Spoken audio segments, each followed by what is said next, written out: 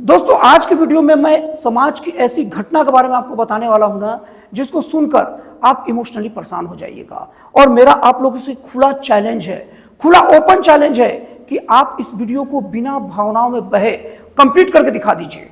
दोस्तों इस घटना की शुरुआत तब होती है जब छत्तीसगढ़ राज्य के कोरबा जिले में कोरबा नाम की एक विशेष जनजाति है।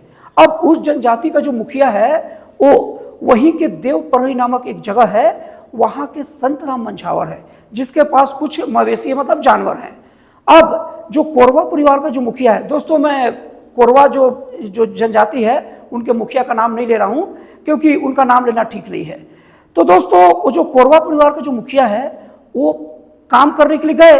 अब इन दोनों के बीच में तय हुआ कि इस काम के एवज में मतलब जानवरों को चराने के एवज में 1 साल का 8,000 रुपए दिया जाएगा और हर महीने 10 किलो चावल दिया जाएगा। यहां तक तो बात ठीक था। अब 1 साल बीत गए। अब 1 साल बीतने के बाद जब संतराम मंझावर से एक कोरबा परिवार का जो मुखिया है वो अपना मेहनताना मांगने गया तो उसने देने से इनकार कर दिया। अब क्या हुआ कि उसकी जो पत्नी है कोरबा परिवार की मुखिया, वो जनजातीय जो परिवार है उसकी पत्नी गई कि मेरे को पैसे दे दीजिए, तो उसे भी इनकार कर दिया। अब उसकी पत्नी पुलिस को खबर दी, पुलिस के साथ गए तो 8,000 की जगह पर केवल 600 रुपए दिया गया। अब इस बात को संतराम मंझावर ना पचा नहीं पाया। अब ये सब की सब घटना हो गई। अब इस घटना के दूसरे दिन 29 जनवरी 2021 को संतराम जो मंझावर है ना, वो सबसे पहले जो कोरबा परिवार की मुखिया को उठा के लेकर चला गया जबरदस्ती, मतलब ये अपहरण है। उसके बाद में उसकी 16 साल की नाबालिग बेटी और उसके साथ में उसकी 4 साल की नातिन थी, ये सबको अपने साथ ले गया।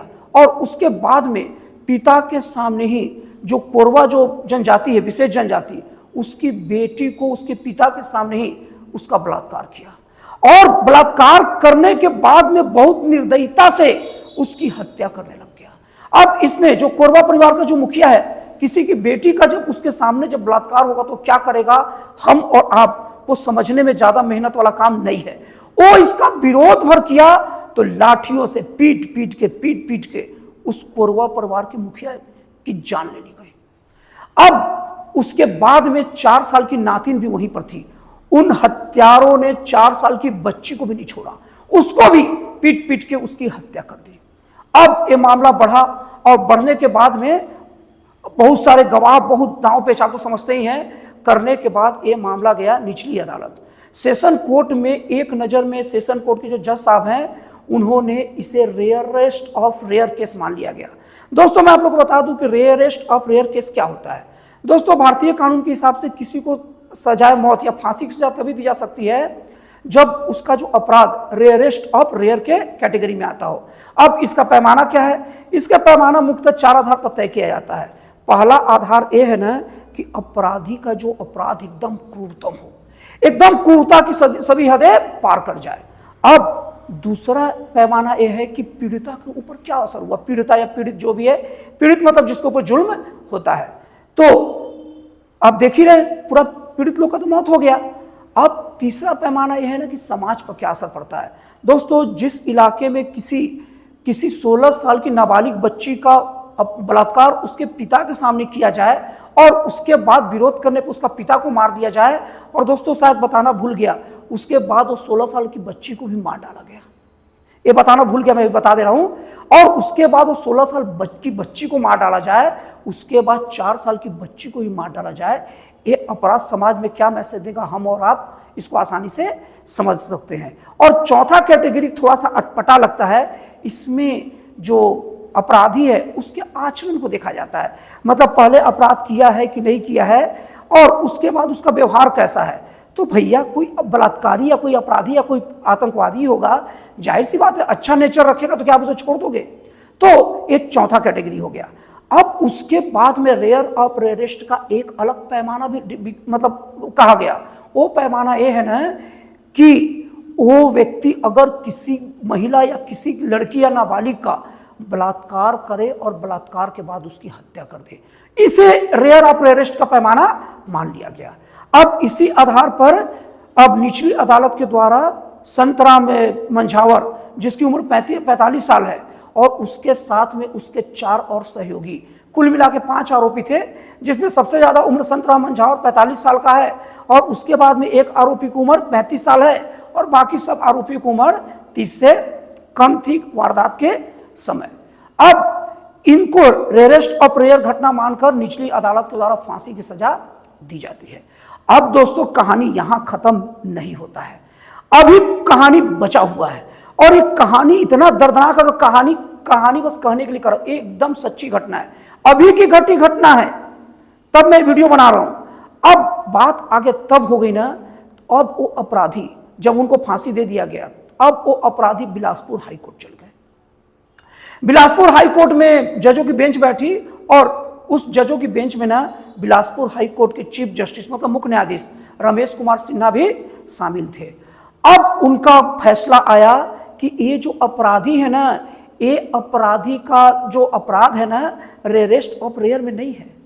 इनकी उम्र को देखते हुए और पहली बार घटना को दिए हैं, इनको ना फांसी देना ठीक नहीं रहेगा, इनको उम्र कैद दे देते हैं। अब मैं जज साहब से पूछना चाहता हूं कि कोई 16 साल की बच्ची जो नाबालिग है, उसका बलात्कार करना आपको रेयर ऑफ रेयर नहीं लगता? उसके बाद में उसके पिता के सामने ही बलात्कार करना और पिता का विरोध कर देने के बाद पिता को लाठी से पीट पीट के मार देना, कि आपको रेयर ऑफ रेयर नहीं लगता? उस बच्ची का बलात्कार हुआ है, बलात्कार होने के बाद उसका मन टूट गया है। और बता दूं दोस्तों, वो अपराधियों अब उनके लिए शब्द नहीं है, जितना गंदा शब्द आप लिख सकते हो लिख ले, मैं उतना ज्यादा घटिया नहीं हूं कि उतनी गंदी शब्द निकाल सकूं। आप कमेंट को भर दीजिए ऐसे शब्दों से। वो घटिया इंसान ये वारदात करने के पहले सब के सब 5 दारू पिए थे, और जो 16 साल की बच्ची के सामने कोई दारू पी के खड़ा हो जाता है तो बच्ची का हालत खराब हो जाता है। वो दारू शराब पीकर वो बच्ची का बलात्कार किया गया, उसके मन के ऊपर जो प्रभाव छोड़ा, क्या आपको रेयर ऑफ रेयर नहीं लगता? उसके बाद वो बच्ची का मन टूटा था, तन टूट रहा था, उसके बाद वैसी हालत में वो बच्ची का हत्या कर दिया गया मार मार के, क्या आपको रेयर ऑफ रेयर नहीं लगता? और उसके बाद में 4 साल की बच्ची मौजूद थी, उसको मार दिया गया, क्या आपको रेयर ऑफ रेयर नहीं लगता? बिलासपुर के मिलॉर्ड रमेश कुमार सिन्हा, आप ये बात सुनिए, मैं आपको ही बोल रहा हूं, ये आप क्या मजाक बना कर रखे हैं? अगर ये घटना से आप कितना मैसेज दिए पता आपको? कोई भी व्यक्ति अब छूटेगा तो कहेगा देखो भाई, पहला बार बलात्कार करने पर कुछ नहीं होता, चुप है, बलात्कार करो, मर्डर कर दो, उसके बाप को मार दो, उसकी 4 साल की जो बच्ची दिख रही उसको मार दो, अरे पहला बार किया है ना, छूट है। आपके क्या मैसेज दे रहे हैं मिलाड, आप क्या मैसेज दे रहे हैं? हाई कोर्ट के जज और भी मुख्य जज की बेंच में क्या मैसेज आ रहा है? दोस्तों कुछ लोग को ऐसा लगेगा ना कि मैं बस इमोशनली होकर बोल रहा हूं, लेकिन अगर जिनको लगता है कि मैं इमोशनली होकर बोल रहा हूं, कोर्ट कचहरी के काम करने के अलग तरीके होते हैं, उनको सुन लीजिए। सबसे पहले आपको बता दूं कि 1980 में रेरेस्ट ऑफ रेयर कानून का रूपरेखा तैयार किया गया था, और उसके बाद में 1990 की धनंजय चटर्जी की घटना को देखिए, आप सर्च कीजिए। 1990 में धनंजय चटर्जी ने एक लड़की का बलात्कार किया था और उसकी हत्या भी कर दी थी। और जैसे मैंने आप लोगों को शुरू में बताया था कि रेरेस्ट ऑफ रेयर क्राइम का प्रमुख आधार में एक आधार यह है कि किसी का बलात्कार करके उसकी हत्या कर देना भी रेरेस्ट ऑफ रेयर केस का पैमाना होता है। और 1980 में ये थ्योरी बनाई गई थी, और 1990 में Dhananjay Chatterjee rarest of rarest मामले का दोषी था और उसको फांसी दे दी गई। और धनंजय चटर्जी हाई कोर्ट गया, वहां कोई सुनवाई नहीं हुई, जैसे यहां हो गई। सुप्रीम कोर्ट गया, कोई सुनवाई नहीं हुई। राष्ट्रपति महोदय के पास गया, कोई सुनवाई नहीं हुई। तो दोस्तों ये सब घटना में 14 साल लग गया, और ये सब जो 1990 की जो घटना है इसके 14 साल लग गया, और अनंतः 2004 14 अगस्त 2004 जिस दिन धनंजय चटर्जी का जन्मदिन था, जानबूझकर जन्मदिन को चूज किया गया, और उस दिन 42 साल की उम्र में धनंजय चटर्जी को फांसी दे दी गई। किसी भी जगह उसको यह नहीं माना गया कि वो कुछ सोचने वाला विषय है। तो एक ही कानून, एक ही कोर्ट, एक ही नियम, इतनी विविधता क्यों मिलाट? यहां वहां तो केवल बस बलात्कार और मर्डर था तो भी फांसी और होना चाहिए, यहां तो एक लड़की, 16 साल का लड़की, आदिवासी लड़की, उसका बलात्कार और मर्डर। दोस्तों मैं अपने शब्द को थोड़ा सा संशोधित करना चाहता हूं। लड़की लड़की होती है, चाहे आदिवासी रहे, जनरल रहे, किसी भी जाति किसी भी धर्म की रहे। मैं किसी भी धर्म जाति को नहीं बोल रहा, मैं क्लियर बोल रहा हूं, लड़की केवल लड़की है, चाहे आदिवासी रहे, चाहे उच्च वर्ग रहे, निम्न वर्ग रहे। 16 साल की लड़की के ऊपर के साथ बलात्कार और उसका मर्डर उतना ही काफी था, लेकिन उसके बाद उसके बाप को मारे, बाप के सामने बच्ची का बलात्कार किए, 4 साल की लड़की को मार दिए। तो अगर मेरे इमोशन को हटा दो, मैं तो इमोशनल आदमी हूं, मैं बह जाता हूं। अगर कानून के जानकारों से भी कहना चाहता हूं कि आज से 20 साल पहले बहुत सारे लोग जो एक्टिव रहते थे, या 20 साल पहले जो लोग मतलब होंगे अभी के देख रहे होंगे, या कई लोग को याद होगा, कोई बड़ी ज्यादा समय नहीं बीता है, याद करिए 20 साल पहले धनंजय चटर्जी का मामला पूरे देश में फैला था। फांसी का दिन 2004 में, लगभग अभी 20, 21, 22 साल पहले ही घटना है, बहुत सारे लोग को याद होगा ये घटना। उस वक्त उसको फांसी दे दी गई थी। यहां पर इन 5 अपराधियों को क्यों खुला छोड़ दिया गया? दोस्तों मैं खुला छोड़ दिया क्यों बोल रहा हूं, क्योंकि अभी तो इनकी फांसी टली है, कुछ दिन बाद क्या कोई याचिका लगाएगा कि साहब थोड़ा सा भी लोग तो सुधर गए हैं, जेल से जहां बंद वहां भी रिपोर्ट आएगा, सर इनका आचरण व्यवहार अच्छा है, अब सर इसको छोड़ दीजिए। कुछ दिन बाद पेरोल की बातें आएगी, किसी का घर में किसी का तबीयत, माँ बाप जो भी होंगे तबीयत खराब, बहुत सारी चीजें आएगी। और जज साहब ने, मिलॉर्ड ने एक बात और बोला है, मिलॉर्ड ने यह बात भी बोला है कि इनकी उम्र को देखते हुए, अरे भैया किसी भी कोर्ट में किसी भी अपराधी का उम्र केवल 18 से कम रहता है तभी उसको नाबालिग माना जाता है, उम्र का बात बस यही तक है।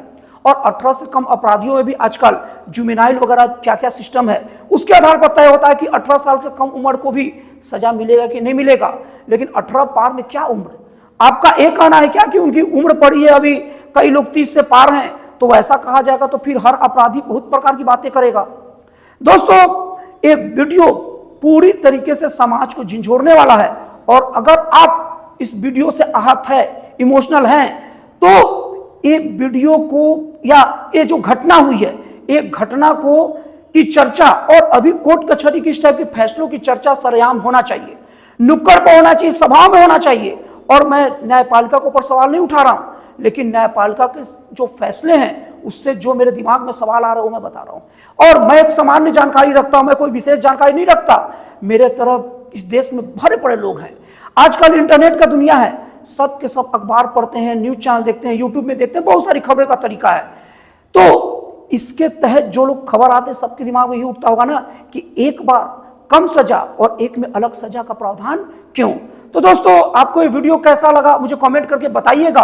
और अगर आपको ऐसा लगता है कि अब कोर्ट कचहरी के ऐसे फैसले जो कानून सम्मत नहीं लगते और एक ही चीज के लिए अलग अदालत अलग फैसला, अलग अदालत अलग फैसला देती है, तो क्या उनके खिलाफ एक कैंडल मार्च नहीं निकलना चाहिए? क्या इस टाइप के अपराधियों को माफ कर देने से उनका मन नहीं बढ़ता है?